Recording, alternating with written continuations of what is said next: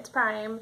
So I've been sprinting a lot recently, doing interval sprints and SAQ stuff, and just trying to boost my cardio endurance and get faster and quicker and more agile, which is one of my goals. And it's been really killing my calves. So I ended up buying one of these, and I've actually had this for a while and haven't had much time to use it, but this is called a Tiger Tail, and it's made by Spree, S-P-R-I. I'm actually not sure how you pronounce it.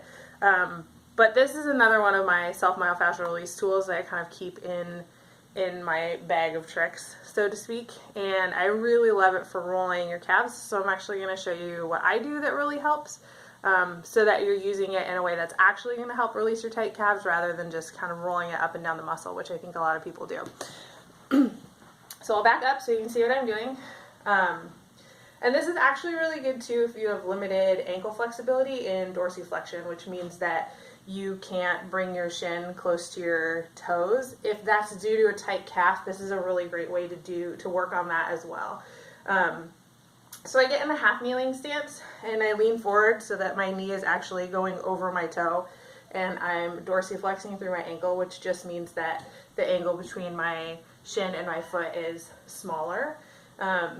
And then I kind of roll it up and down, and what I'm looking for when I do this is areas where it hurts, right? When we talk about self-myofascial release, we're looking for things that are like 6 or 7 on our uncomfortable scale, and I've been taking a break from sprinting, so there's not a lot, but there is one right there.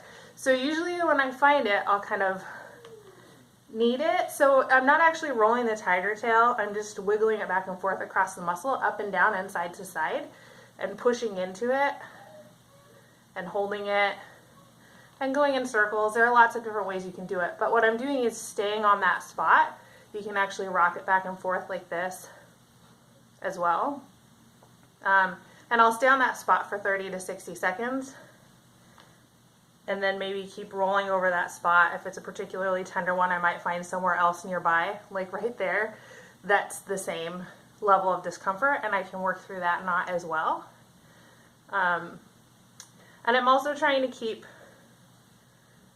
my knee over my foot, so that if my lack of dorsiflexion is due to tightness in my calf, I should start getting more mobility out of that. Like the angle between my foot and my shin should actually start to decrease even further. I'll get more dorsiflexion, and then you can switch sides. So this has actually been a lifesaver for me when I started sprinting, and I usually do it before I sprint, right? I'll do this foam rolling, and then I'll do a calf stretch. So whichever your favorite calf stretch is, you can use that. And then I'll go run, and then I'll usually do it at the end too, because my calves kill me.